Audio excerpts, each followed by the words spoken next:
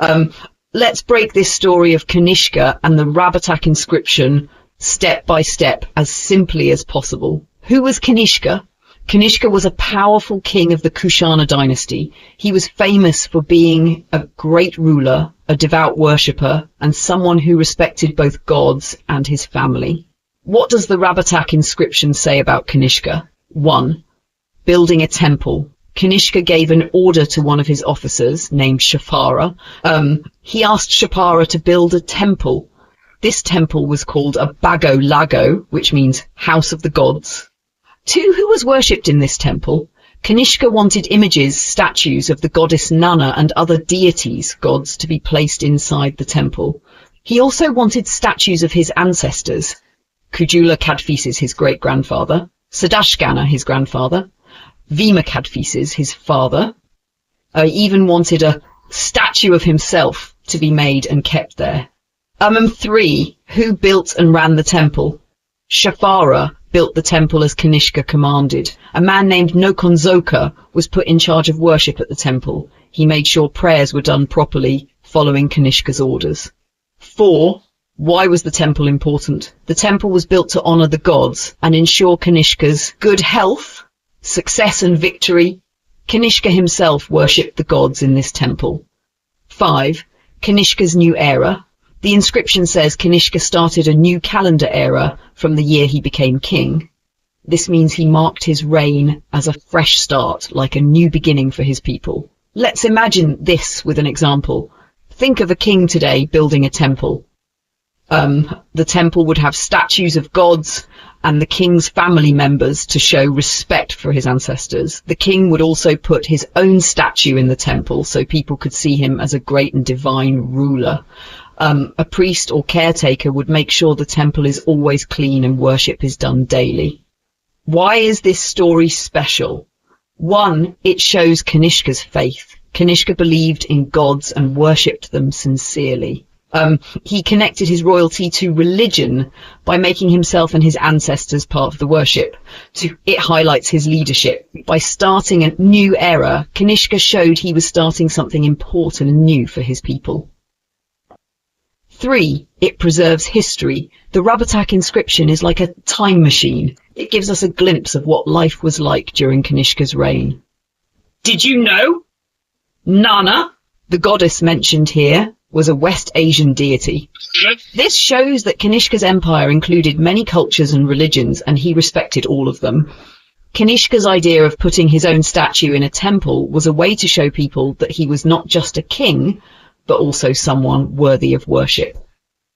Summary in super simple words. 1.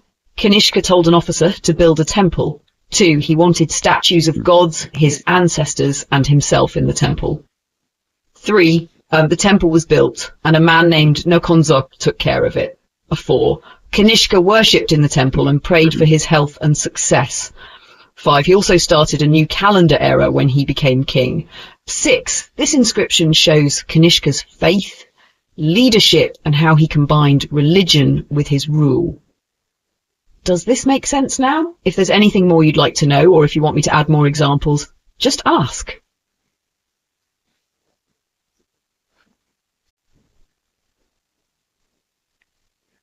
Let's take a closer look at the Rabatak inscription and what it tells us about the Kushana dynasty. I will explain everything step by step in the simplest way, just like telling a story. What is the Rabatak inscription about? The Rabatak inscription is like a message written on stone from the time of Kanishka, a king of the Kushana dynasty. It tells us many important things about 1. Kushana kings and their family, genealogy. 2. Places Kanishka ruled his empire. What does it say about the Kushana kings? 1. Who were the Kushana kings? The Kushana dynasty had several important kings. The inscription talks about Kanishka and his ancestors. Kujula Kadphises, his great-grandfather. Vima Takto, or Sadaskana, disputed his grandfather. Vima Kadphises, his father. 2. Was there a king named Vima Takto? Some historians, like N. Sims Williams and Joe Cribb, thought that the inscription mentions a king named Vima Takto, son of Kujula Kadphises. But Another historian, B.N. Mukherjee, disagreed. He said the name should be read as Sadashkana. Sadashkana was also a son of Kujula Kadphises. But 3. Father-son relationship. The inscription makes it clear that Vima Kadphises was Kanishka's father, and Kanishka was his son. This helps us understand how the kings were connected in the Kushana family. What does it say about Kanishka's empire? 1. The places Kanishka ruled. The inscription mentions several important places as part of Kanishka's empire. Kundina, near the Warda River in Maharashtra, southern India. Ujjaini, modern-day Ujjain in Madhya Pradesh. Saketa, near modern-day Ayodhya in Uttar Pradesh. Kaushambi, near Prayagraj, Allahabad in Uttar Pradesh. Pataliputra, modern-day Patna in Bihar. Champa, near Bhagalpur in Bihar. 2. Claiming all of India. The inscription makes a bold claim that Kanishka ruled over the whole of India. This might not be entirely true, but it shows how powerful he wanted people to think he was. 3. Borders of the empire.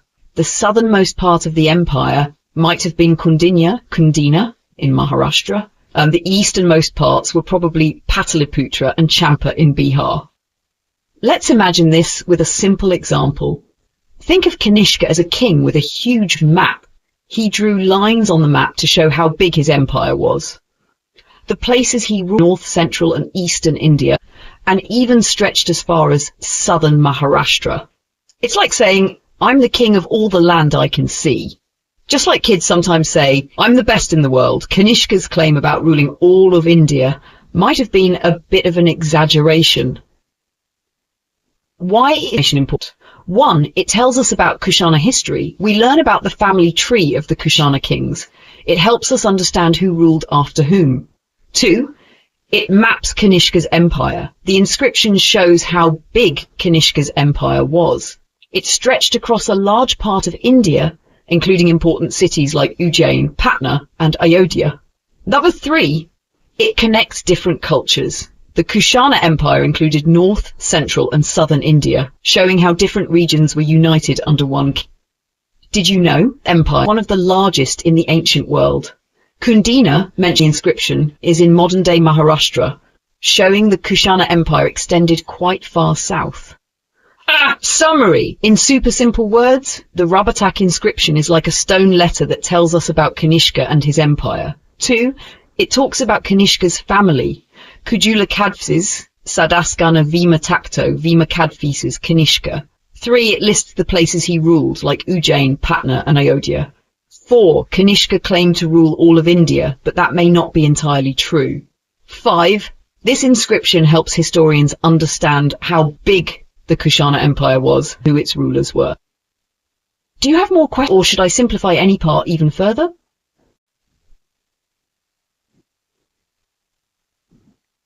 Let's explore this topic again in greater detail, step by step, using the simplest words possible so that everything becomes crystal clear. What happened after the Kushanas declined? 1. The big picture. The Kushanas were a powerful empire in north and central India.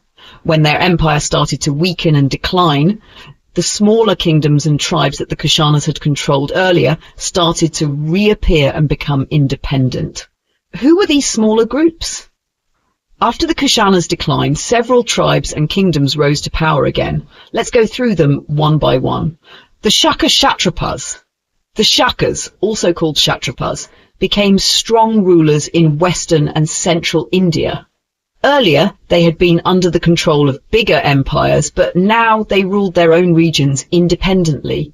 They were an important political force in western India. 2. The Arjunayanas. The Arjunayanas were a group of people living in the Bharatpur and Alwar region of modern Rajasthan. They were proud of their identity and independence. On their coins, money, they wrote the words, "Victory to the Arjunayanas," in a script called Brahmi.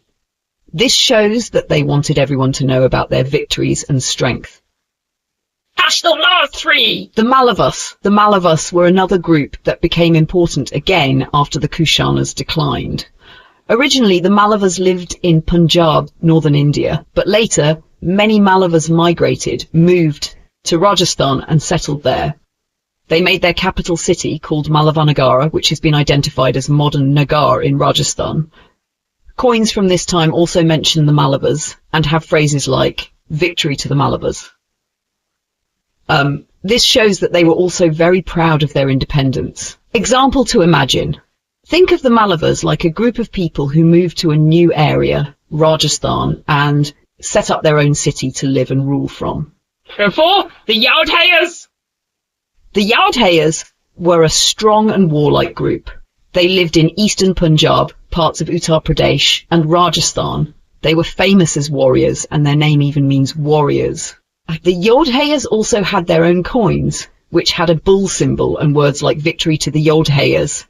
The Yaudhayas worshipped Kartikeya, who was the god of war. They believed Kartikeya was their protector and helped them win battles. A clay ceiling, like a stamp, found in Sunet near Ludhiana, had a picture of the words, "You're possessors of the secret charm of winning battles." Example to imagine. Think of the Yaudhayas like a team of skilled fighters who had a special lucky charm and believed that their god, Kartikeya, was helping them.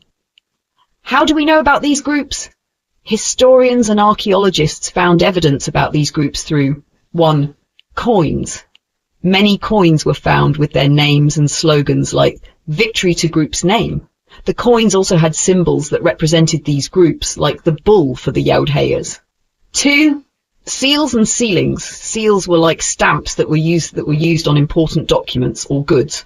Example, a seal of the found at a place called Rare, proving their existence. 3. Inscriptions. Inscriptions are writings carved on stone, metal, or other surfaces. These inscriptions gave us information about their rulers, gods, and victories. Why did these groups become independent? 1. Kushana weakness. When the Kushanas became weak, there was no big empire to control these smaller groups. This allowed the smaller groups to take back their freedom and become independent rulers. 2. Local strength. These groups had their own armies, leaders, and strong local identities. When they got the chance, they used their strength to take control of their regions again. Why is this history important? 1. Tells us about regional powers. The Kushana Empire's decline didn't mean chaos. It meant that local powers like the Arjunayanas, Malavas, and Yaudhayas rose up and controlled their regions. 2. Shows pride and identity. Each group was proud of its victories, and this pride is seen in their coins and inscriptions. Example, the phrase victory to the Malavas shows how important their independence was to them. 3. Gives us cultural clues. The coins, seals, and inscriptions show us what these groups valued. Example, the Yaudhayas worship Kartikeya, showing their belief in the god of war. A simple story to understand it all.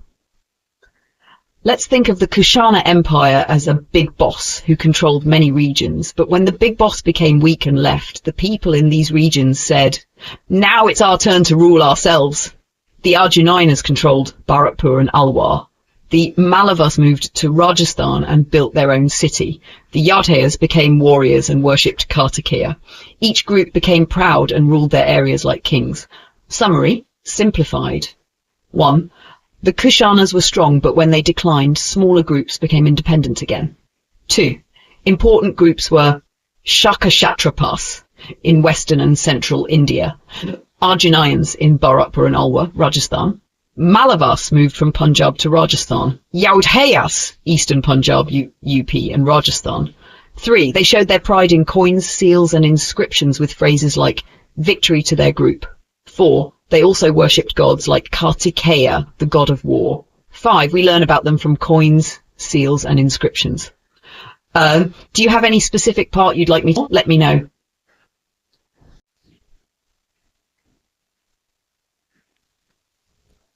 Let's break this down step by step in the simplest way so that you can understand every single detail like a pro. What are we talking about? A long time ago, in north and central India, there were kings who ruled smaller areas. Many of these kings had the word Naga in their names. That's why historians call them the Naga kings. Who were these Naga kings? 1. The name Naga, the word Naga, is related to snake deities in Indian culture. People in those times worshipped snakes as gods or symbols of protection. The Naga kings may have been connected to this snake worship. Where did they rule? The Naga kings ruled from different cities. Some important ones are 1. Padmavati. Padmavati is now called Pawaya in Gwalior district, Madhya Pradesh. The Puranas, ancient texts, say that 9 Naga kings ruled from here. Coins with the name of a king called Ganendra or Ganap were found in Padmavati. Coins of other Naga kings have also been found in this area. 2. Mathura. The city of Mathura in modern Uttar Pradesh also had 7 Naga kings according to the Puranas. Many coins from Mathura have the names of rulers, but most of these names end in Mitra or Datta, not Naga. 3. Other cities. Apart from Padmavati and Mathura, the Naga kings also ruled in Ahitchatra city in modern Uttar Pradesh, Ayodhya, modern Ayodhya in Uttar Pradesh, Kaushambi in modern Uttar Pradesh. How do we know about them? Historians found evidence about the Naga kings from 1. Coins. Coins with their names have been found in places like Padmavati and Mathura. Example, coins with the name Ganendra have been found. 2. Inscriptions. These are writings carved on stones or metal that mention the kings. 3. Seals and sealings. Seals are like stamps used to mark important documents or goods. 4. The Puranas. Ancient Indian texts called the Puranas mention the Naga kings. Why are they important? 1. They show local power. The Naga kings ruled small areas when there was no big empire to control the whole region. This period shows how local rulers managed their regions. 2. Snake worship was popular. The names of the kings and the sculptures found from this period show that snake worship was very important in these regions. Nag Panchami, a festival to worship snakes, might have been influenced by these traditions. 3. Connection to other rulers. In cities like Mathura, coins also have names ending with Mitra or Datta, showing the influence of other local dynasties. This proves that there were many small kingdoms ruling at the same time. A simple story to understand this. Imagine a school where there used to be one big leader like the Kushanas, but after that leader left, several small groups of students started leading different parts of the school. Group 1. The Naga group rules one classroom, Padmavati. Group 2. Another Naga group rules another classroom, Mathura. Group 3. Some other groups rule different rooms, Ahitchatra, Ayodhya and Kaushambi. The Naga groups are special because their group name comes from snakes, and they believe snakes protect them. They even wear snake symbols on their uniforms, like coins or seals. Extra information to make it more interesting. 1. What is snake worship? In ancient India, people believed snakes were protectors of nature, symbols of fertility, life and growth, guardians of treasures. Temples for snakes, called Nagadevata, can still be found in India today.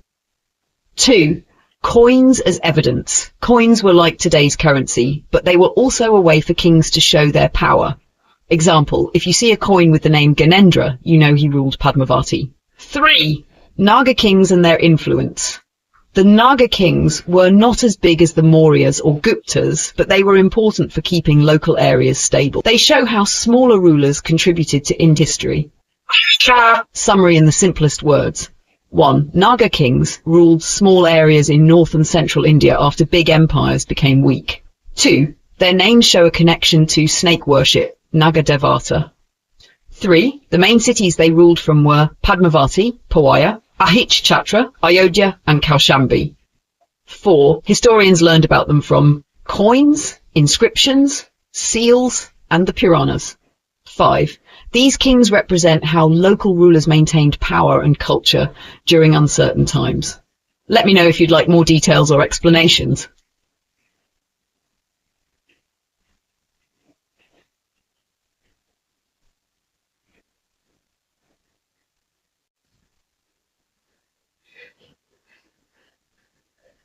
Let's go even deeper and explain it step by step in the simplest way. Imagine you're a curious kid and I'll explain like a story.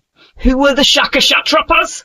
1. Shakas. Long ago, a group of people called the Shakas came to India from Central Asia, an area near modern-day Iran, Afghanistan, etc. Think of them like travelers or conquerors who moved into India and decided to stay. 2. Kshatrapas. The Shakas didn't rule everything by themselves. Instead, they made governors or local rulers who worked for them. These governors were called kshatrapas, pronounced kshatrapas. Kshatrapas means protectors of the land. They were like managers of smaller regions while the Shakas controlled the bigger picture. 3. Where did they rule? In India, which includes areas of Gujarat, Rajasthan and parts of Maharashtra. Western India was very important because it had ports for trading goods by sea. When did they rule? The Shaka Kshatrapas ruled at the same time as another big empire, the Kushanas, around the 1st and 2nd centuries CE. The Kushanas were a powerful empire in North India, but the Kshatrapas controlled parts of the west. The two big Shaka families. There were two major families or dynasties of Kshatrapa rulers. One, the Kshaharātas. They were the earlier family of rulers. One important Kshaharāta ruler was Mambarus. Mambarus is mentioned in a famous Greek book called the Periplus of the Erythraean Sea. The Periplus was written by a traveller who described the trade routes between India and other countries like Rome. 2. The Kardamakas. This family came after the Kshaharātas and became more powerful. The Kardamakas ruled for a long time, and we know about them from coins and inscriptions they left behind. How do we know about them? 1. Coins. The Kshatrapas made special coins with their names and titles. These coins are like ID cards. They tell us who ruled, when they ruled, and sometimes what they believed in. Inscriptions. Inscriptions are writings carved on stones, pillars, or walls. Some Kshatrapa inscriptions talk about their victories or donations to temples. 3. The Periplus. This was a travel guide written by a Greek merchant. It mentions how Mambarus controlled ports in western India, showing how the Kshatrapas were important for trade. Why were the Shaka Kshatrapas important? 1. Trade and economy. Western India was a major trading hub during that time. The Kshatrapas controlled seaports and allowed goods like spices, silk, and gems to be traded with countries like Rome and Persia. Example: imagine a big market where traders from all over the world come to buy and sell. The Kshatrapas managed this market and made sure everything ran smoothly. 2. Cultural influence. The Shakas brought new traditions and ideas to India. They mixed their Central Asian culture with Indian traditions, creating something unique. Example: they introduced new art styles, clothes, and ways of worship. 3. Political stability. India didn't have one single ruler at that time. Instead, there were many smaller kingdoms. The Kshatrapas kept Western India stable, making it a safe place for trade and culture to grow. A simple story to understand. Imagine a big school, India. The school has one principal, the Kushanas, who manages the whole school. But in one wing of the school, Western India, the principal appoints assistant teachers, the Kshatrapas, to manage specific classes. These assistant teachers are responsible for making sure the students, the people of Western India, are happy in the classroom, region runs well. 2 assistant teachers belong to different families, the Kshaharātas and the Kardamakas. They make rules, keep the classroom safe, and encourage students to do business with other classes, trade. Extra interesting facts. 1. Connection to Rome. The ports controlled by the Kshatrapas were part of a global trade network. Roman coins and goods have been found in Western India, showing that they traded with Roman merchants. 2. Religion. The Kshatrapas supported Hinduism and Buddhism. They donated to temples and promoted local deities. 3. Art and architecture. They built temples, made statues, and left behind carvings that show their mixed Indian and Central Asian culture. In summary, the Shaka Kshatrapas were local rulers in Western India during the Kushana period. There were 2 main families: the Kshaharātas, early rulers like Mambarus, the Kardamakas, later rulers more powerful. They controlled trade, kept the region stable, and mixed their culture with Indian traditions. We know about them from coins, inscriptions, and a Greek travel guide called the Periplus. Let me know if you want me to explain anything else or add examples.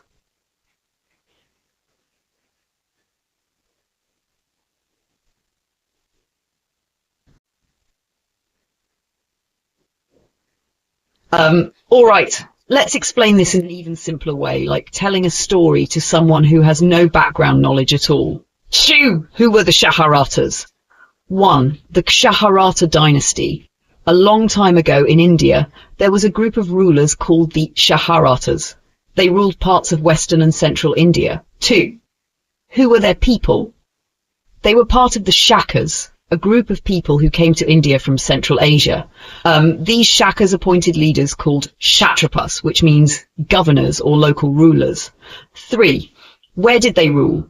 Their kingdom was very big and included Gujarat, Maharashtra, Malwa, modern Madhya Pradesh, Lower Indus Valley, Pakistan. 1. Bhumaka. Who was Bhumaka? Bhumaka was one of the first rulers of the Kshaharata dynasty. He worked under a powerful king named Kanishka from another dynasty called the Kushanas. Bhumaka made coins with his name and some symbols on them. These coins were written in 2 ancient languages, Brahmi, used in India, and Kharoshthi, used in Central Asia. Where are his coins found? His coins were found in places like Gujarat coastal areas, modern Madhya Pradesh, Ajmer, Rajasthan. Why are coins important? Coins help us know where a king ruled and what symbols or gods were important to him. 2. Nahapana. Who was Nahapana? Nahapana was the most powerful king of the Kshaharata dynasty. He ruled around 125 CE, about 1,900 years ago. What did he call himself? At first, self-governor. Later, he called himself Mahakshatrapa, great governor, and Rajan, king. This shows he became more powerful and ruled independently. What about his coins? Nahapana made gold and silver coins with his name on them. These coins were found in areas like Ajmer, Rajasthan, Nashik, Maharashtra. Inscriptions. Nahapana also left inscriptions on rocks and caves. These writings are dated to a calendar called the Shaka era, which started in 78 CE. Example, think of these inscriptions like today's official records carved into stone. Nahapana's kingdom 1. How big was it? Nahapana ruled a huge kingdom. It included Malwa, modern Madhya Pradesh, Gujarat, Saurashtra, coastal Gujarat, northern Maharashtra, parts of Rajasthan, the lower Indus Valley. 2. Capital city. The capital of Nahapana's kingdom was called Minagara. This city may have been located near Doha, between Ujjain and Bharuch. Ushavadatta, Nahapana's son-in-law. 1. Who was he? Ushavadatta was Nahapana's son-in-law. He worked as a viceroy, meaning he managed the southern part of the kingdom for Nahapana. 2. What did he do? Ushavadatta was very generous. He donated money to build temples and caves for religious purposes. 3. Where are his inscriptions found? Ushavadatta's inscriptions can be seen in places like Nashik in Maharashtra, Karl Caves, also in Maharashtra. Examples to understand their importance. 1. Coins and trade. Imagine you're a trader traveling through India 2,000 years ago. You need coins to buy and sell goods. Nahapana's coins were used widely, showing that his kingdom was important for trade. His coins had both Indian symbols and foreign designs, showing a mix of cultures. 2. Inscriptions. Think of inscriptions as carved announcements. Nahapana and Ushavadatta used them to record their donations and victories. 3. Cultural influence. The Kshaharatas brought Central Asian ideas to India. They also followed Indian traditions like donating to temples and supporting local religions. Summary. Kshaharata dynasty, a group of rulers in western and central India.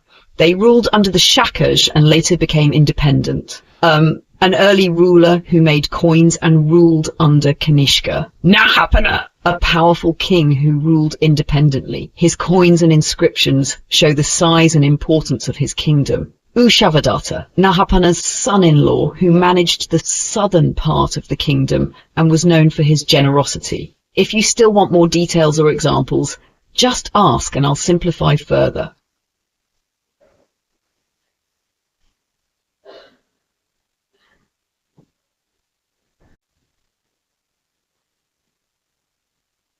Alright, let me break this down for you step by step in the simplest way possible, like a story. The Shaka Kshatrapas and Satavahanas, a long fight. 1. Who were the two groups? On one side, we had the Shaka Kshatrapas, rulers who controlled parts of Western India. On the other side, there were the Satavahanas, a powerful dynasty based in the Deccan, central southern India. 2. What were they fighting over? Both wanted to control important areas that connected them to the western seaboard, the coastal region along the Arabian Sea. Why? These areas were important for trade, especially with foreign countries. Whoever controlled these areas could become rich and powerful. The conflict between them. 1. What happened in the beginning? The Nashik and Pune areas were controlled by the Satavahanas first, but then these areas were conquered by the Shakas. This might have been done by Nahapana, a powerful Shaka king, or by a ruler before him. 2. How did the Satavahanas fight back? Around 124 to 125 CE, a Satavahana king named Gautamiputra Satakani attacked the Shakas. He defeated Nahapana in battle. Nahapana was likely killed, and Gautamiputra took back the southern territories that the Shakas had captured. Proof of this victory. 1. Inscriptions by Gautamiputra. Gautamiputra's inscriptions, carved writings, were found in Nashik and Pune. This shows that he ruled these areas after defeating Nahapana. 2. Coins restruck by Gautamiputra. Nahapana had made a lot of coins during his rule. After defeating him, Gautamiputra restruck these coins. What does this mean? He took Nahapana's coins and stamped his own symbols over them. This was like saying, I'm the boss now. 3. Inscriptions by Gautamiputra's mother. Gautamiputra's mother, Gautami Balashri, left an inscription that praised her son. In it, she mentioned that Gautamiputra had defeated the Shakas and taken back the land they had captured. Why was this battle important? 1. Power shift. Before this, the Shakas were strong in western India. After this battle, the Satavahanas became more powerful in the Deccan and western India. 2. Control of trade. The coastal regions and cities were very important for trade with other countries. Whoever controlled them could make a lot of money by taxing traders. By defeating the Shakas, Gautamiputra secured this economic advantage for the Satavahanas. Add examples to make it clear. 1. Imagine two teams fighting over a port.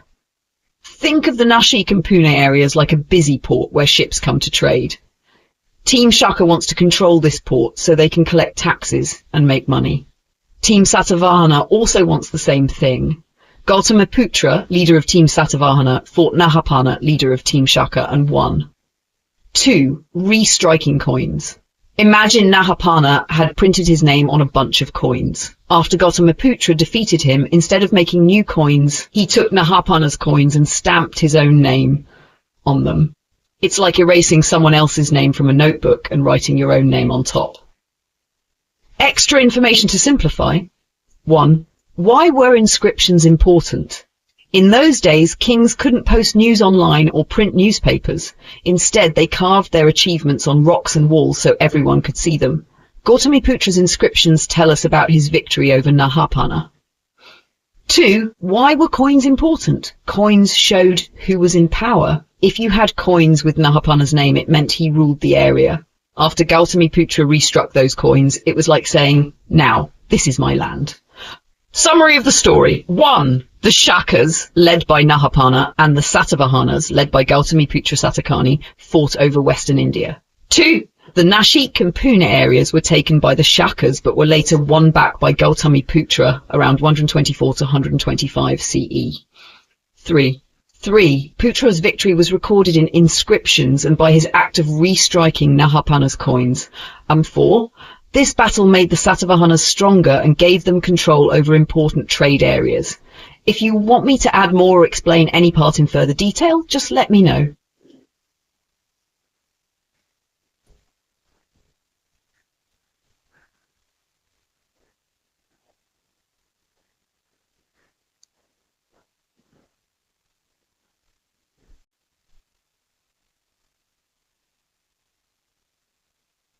Alright, let's break this down further into a super simple step-by-step explanation.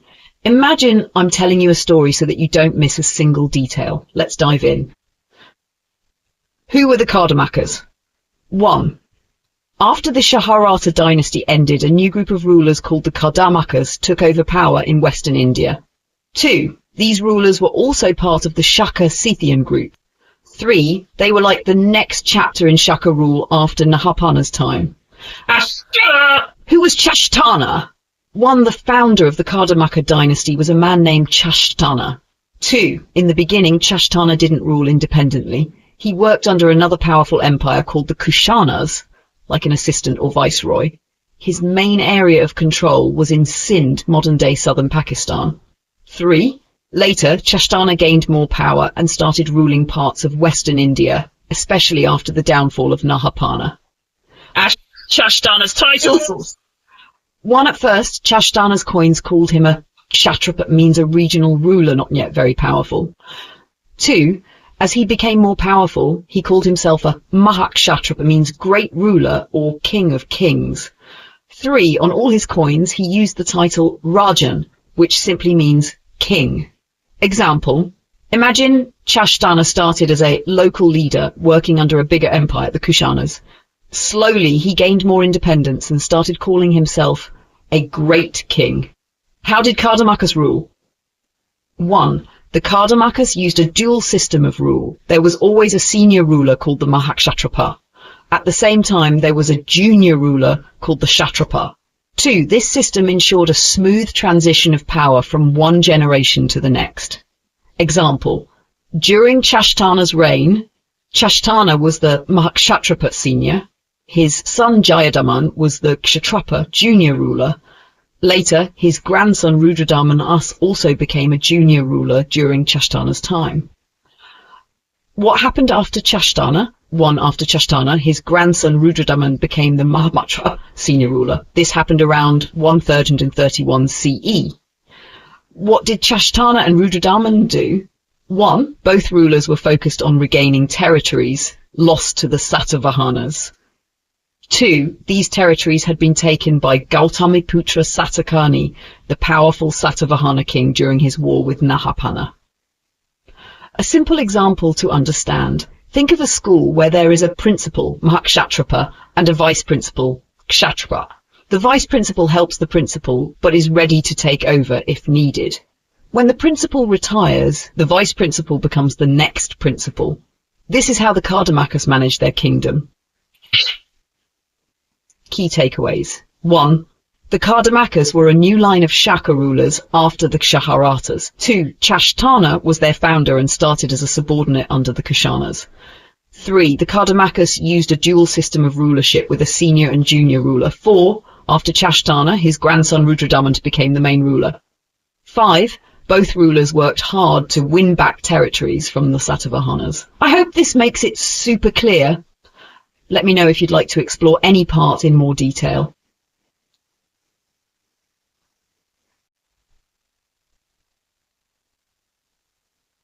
Alright, let's go deeper and explain this story in a super simple way so it's easy to imagine and remember. The famous rock of Junagadh. 1. Junagadh is a place in Gujarat, India.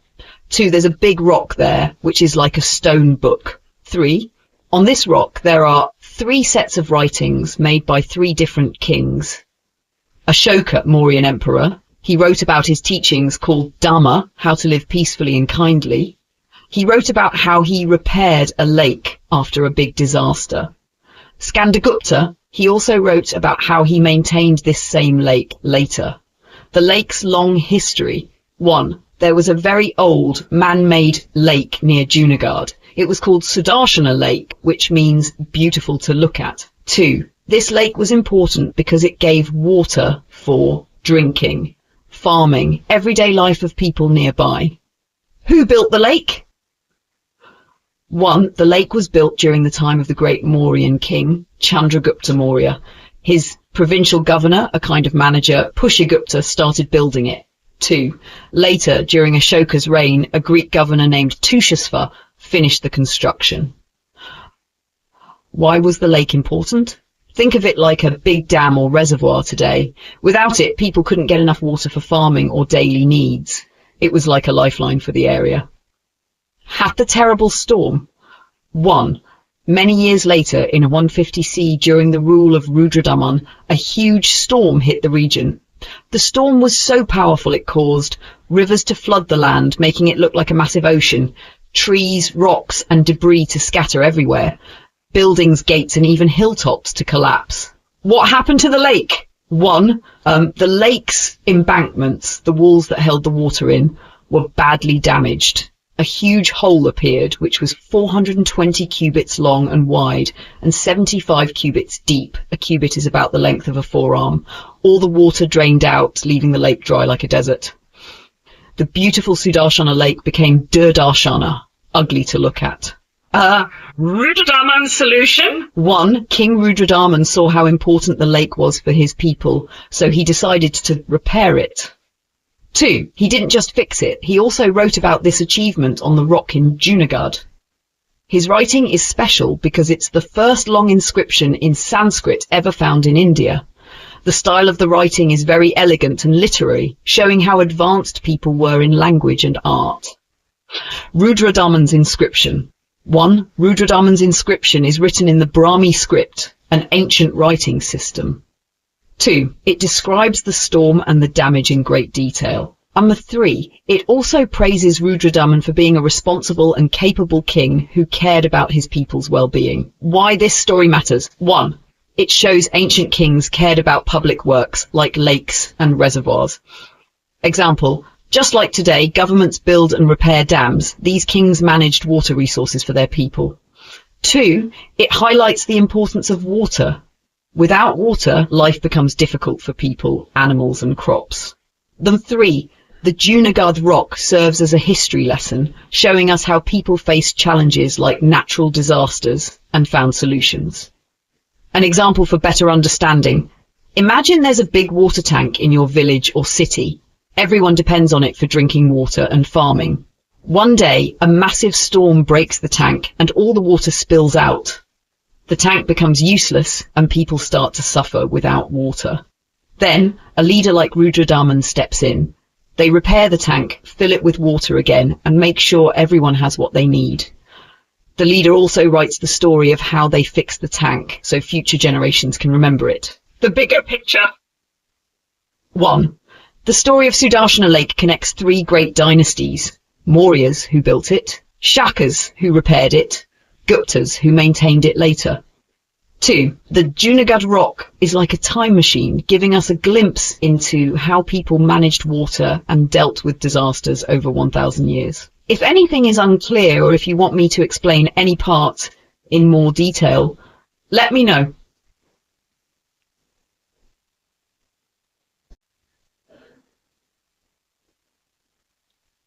Let's break this down step by step in the simplest way possible, like telling a story to a curious young learner. A great disaster and sadness. 1. A terrible storm destroyed the Sudarshana Lake in Gujarat. 2. People were very sad because this lake was important for water, farming and their daily lives. 3. The damage was so bad that many advisors and officers thought the lake could never be fixed again. Rudradaman, the bold king. 1. King Rudradaman didn't lose hope. 2. He believed the lake be repaired no matter how hard the job seemed. 3. He gave a clear order, fix the lake. Who did the work? 1. The repair work was supervised by an important officer named Suvishaka. He was the provincial governor of the regions called Ananta and Saurashtra, parts of present-day Gujarat. Suvishaka was a Pallava, a group of people connected to Persian heritage. His father's name was Kulaipa. 2. Suvishaka is described as a great officer because he was skilled at his job, patient and not quick to anger, honest and fair, humble, not proud or arrogant. How was the lake fixed? 1. The lake was not just repaired, it was made much stronger. Its length and breadth size were increased. The lake's walls were made 3 times stronger than before. 2. The work was done very quickly, showing how efficient the team was. No burden on the people. 1. Rudradaman made sure that the repair work did not cause trouble for the people. No extra taxes were collected. No forced labour was taken from the villagers. The people were not pressured or punished in any way for this project. This shows that Rudradaman was a kind and just king who cared about his people. Why did Rudradaman do it? 1. The king had 3 main reasons for fixing the lake. To help cows and brahmanas, priests and scholars. For righteousness, dharma, he believed it was the right thing to do for his people and for future generations. For fame, kirti, he wanted people to remember him as a great and responsible king, an example to understand. Let's imagine there's a school playground that floods every time it rains. One day, a huge storm comes and destroys the playground completely. Everyone is sad because the kids have nowhere to play and they think it can't be fixed. But the school principal, like Rudradaman, doesn't give up. They hire the best worker, like Suvishaka, to fix it. They make the playground bigger and stronger than before. The principal makes sure no one has to pay extra money or work for free to fix it. Now the kids are happy and the principal is remembered as a great leader. Why this story is important? 1, it shows that good leaders don't give up, even when the problem seems too big.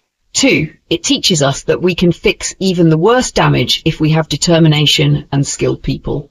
3, it reminds us of the importance of caring for people while solving problems, just like Rudradaman didn't burden his people with taxes or forced labor. Final thoughts. Rudradaman's story about the lake teaches us about responsibility, kindness, and long-term thinking.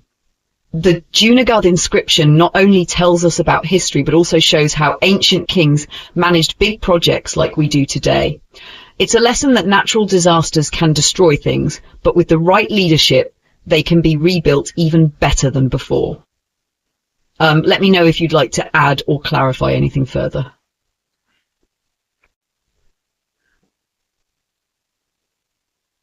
Let's simplify this fascinating piece of history into a story line by line, word by word, so it's easy to understand.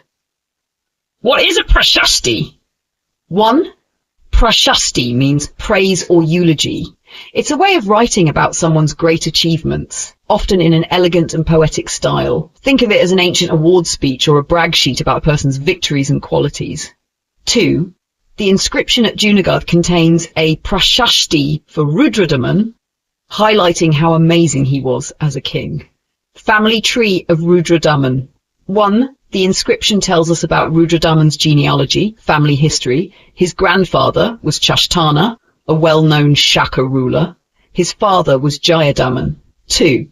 Rudradaman is praised as a king who made his family proud and added glory to their name. Territories ruled by Rudradaman. 1. Rudradaman ruled over a lot of land, and the inscription lists many places. Akara and Avanti, central India, modern-day Madhya Pradesh. Anupa, areas near the Narmada River. Ananta and Saurashtra, regions in present-day Gujarat. Maru, desert areas, possibly Rajasthan. Kachcha, modern Kutch in Gujarat. Sindhu, areas around the Indus River, modern-day Pakistan. Solvira, also near the Indus region.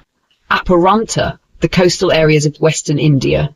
Nishada and others, additional regions under his control. 2. The inscription says Rudradaman ruled all these places because of his own bravery and strength. His military achievement. 1. Rudradaman is said to have defeated the Yaudhayas, a warrior tribe. The Yaudhayas were proud and thought they were unbeatable because they had defeated many other kings. But Rudradaman humbled them and showed them who the real hero was. 2. Rudradaman is also credited with defeating Satakani, the king of the Dakshinapatha, southern region of India. He defeated Satakani twice in fair fights. However, he did not kill Satakani because they were close relatives. This shows that Rudradaman was merciful even to his enemies. Life in Rudradaman's kingdom. The inscription says that Rudradaman's kingdom was a safe and happy place to live. There were no troubles from robbers, snakes, or wild animals. People didn't suffer from diseases. 2. The towns, villages, and markets were peaceful, allowing people to live without fear. His people loved him. 1.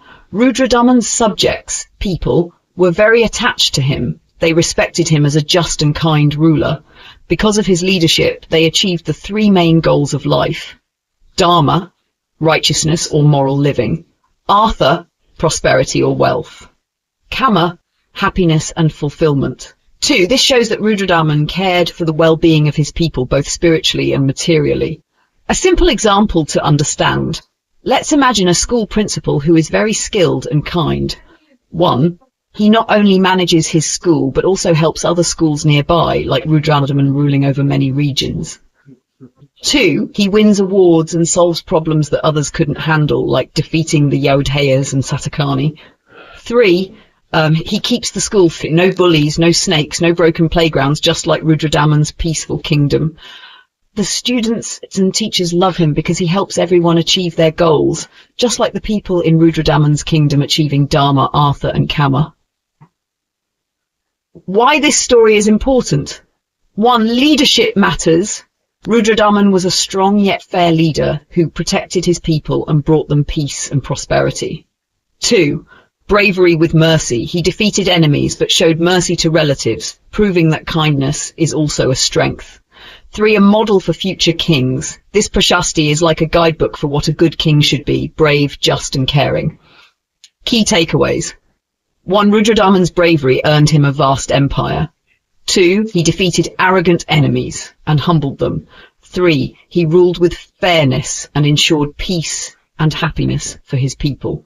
4. His inscription at Junagadh is not just history, it's a story of how great leadership can create a thriving kingdom. Let me know if you'd like to add or clarify anything.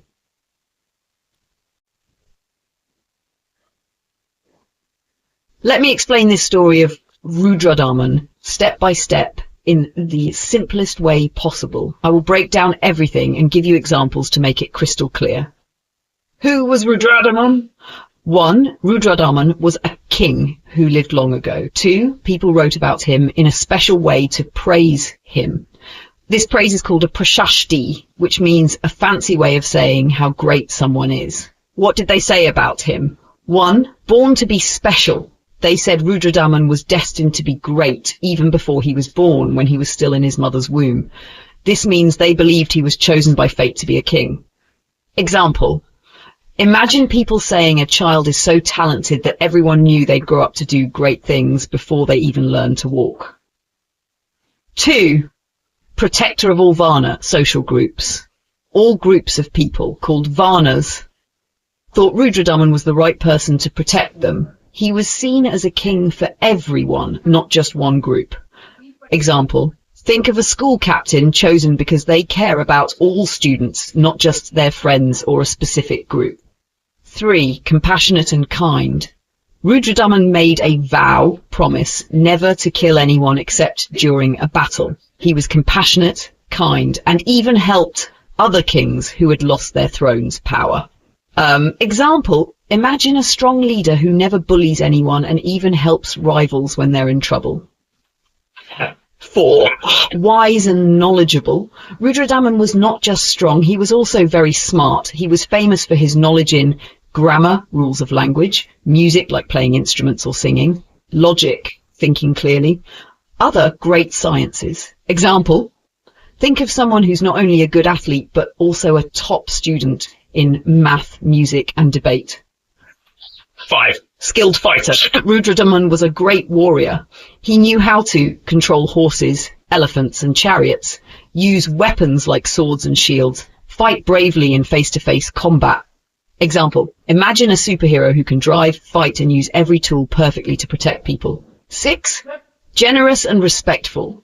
Rudradaman liked to give gifts and honours to people. He always showed respect to others and avoided being rude or arrogant.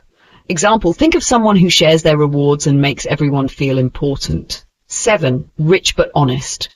Rudradaman's treasury, store of money and jewels, was full of wealth like gold, silver, diamonds and other precious stones. He earned all this honestly through taxes, tolls and tributes. Example, imagine a farmer who becomes rich not by stealing but by working hard and sharing their produce fairly. 8. Talented writer. Rudradaman wasn't just a warrior and scholar, he was also a poet. He wrote Sanskrit poems that were clear, sweet, full of vivid images and emotions. Think of a superhero who can write amazing songs or poems after fighting villains. 9. Perfect looks. They described Rudradaman as having a perfect body, including good height and build, a strong voice, a graceful walk, beautiful complexion and great energy. Example, imagine a hero in a movie who not only acts brave but also looks stunning and inspires everyone. 10. Many princesses wanted to marry him. At ceremonies called Svayamvaras, where princesses chose their husbands, Rudradaman was often chosen. This shows that many royal families admired him. Example, think of someone so famous and admired that everyone dreams of marrying them. Was all this true? 1. Some of this might be true, but a lot could also be exaggerated.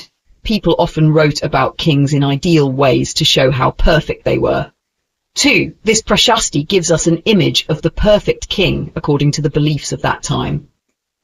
Sudarshana Lake and later events. 1. Rudradaman had repaired the Sudarshana Lake, making it very strong. 2. However, about 300 years later, during the reign of King Skandagupta, a Gupta ruler, the lake broke again in 455 to 456 CE. 3. Skandagupta also repaired the lake. Example, imagine a dam built by one engineer that lasts for many years but eventually needs fixing by another expert. What can we learn? 1. Leadership. A good king or leader is brave, kind, knowledgeable, and fair. Legacy. Even centuries later, people remember great leaders for their actions. 3. Balance. Rudradaman showed that strength and compassion can go hand in hand. Summary. Rudradaman was praised as the ideal king, skilled in battle, wise, rich, kind, and generous.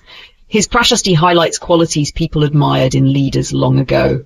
While some details might be exaggerated, they reflect what people valued at that time. Let me know if you'd like me to clarify or add anything further.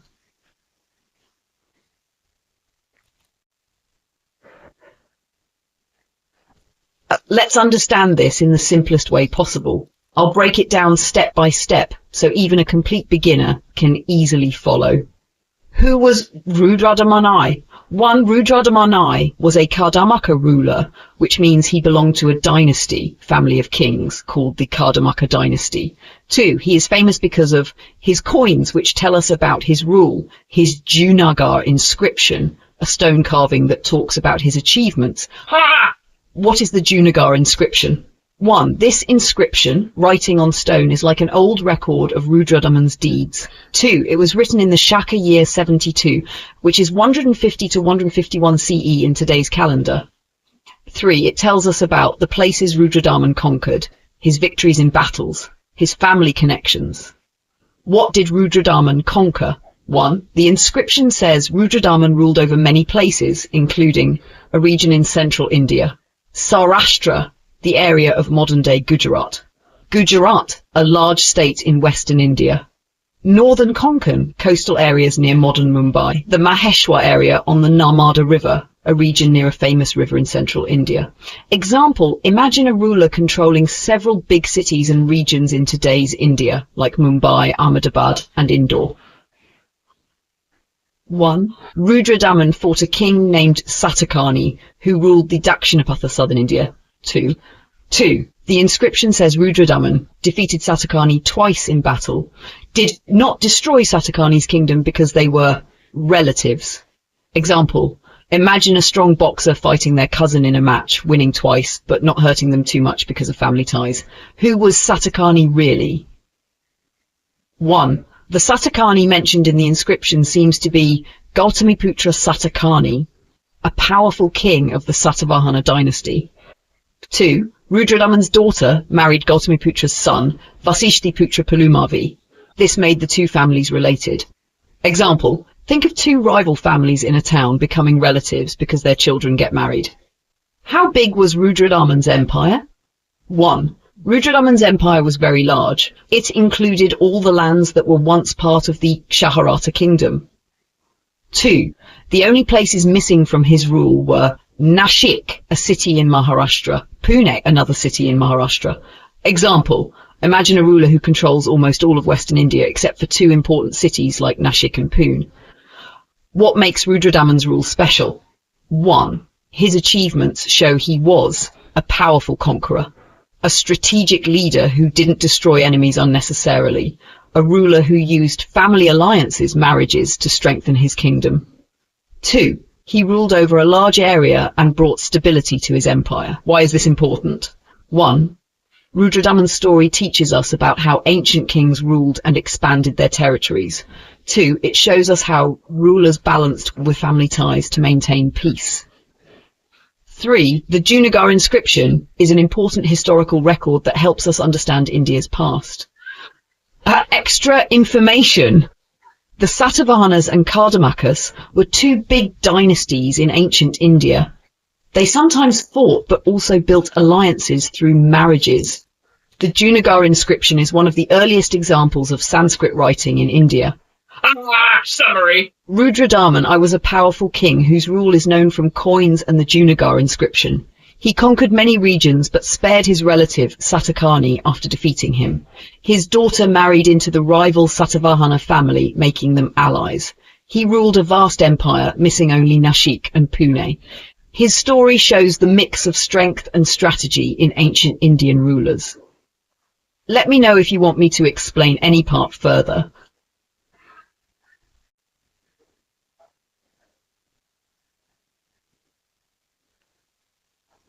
Let's go step by step and make this even simpler with more details and clear examples. The time period, this is about the late century CE to the 3rd century CE. Two dynasties are important here. 1, the Satavahanas, rulers in southern India. 2, the Kardamakas, a branch of the Kshatrapas, ruling in western and central India. What happened in the late 2nd century CE? Satavahana king Yajna Satakani. Yajna Satakani was a powerful king of the Satavahana dynasty. During his reign, he captured southern territories that had belonged to the Kardamakas. Example, think of two neighboring kings.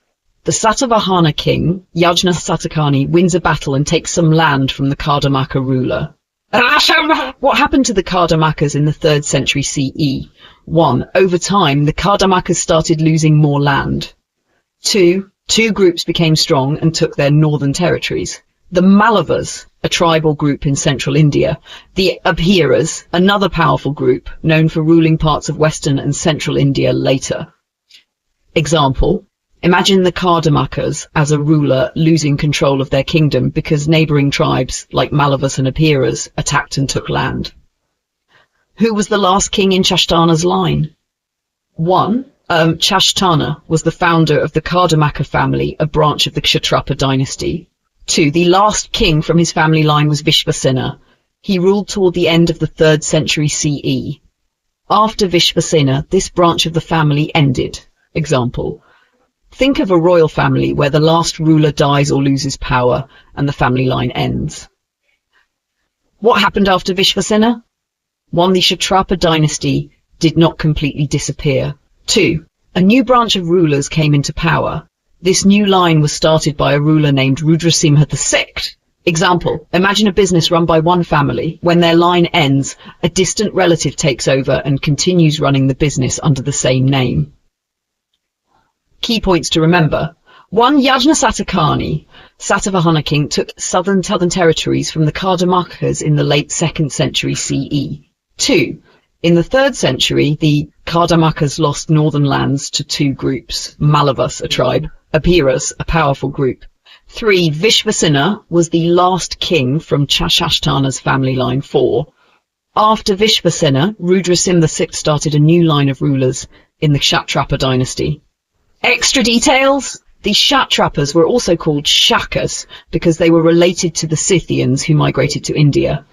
The Malavas later formed the Malwa region, a famous area in modern-day central India. The Abhiras are considered the ancestors of some communities in western India today. If anything is unclear or you'd like me to add more, let me know.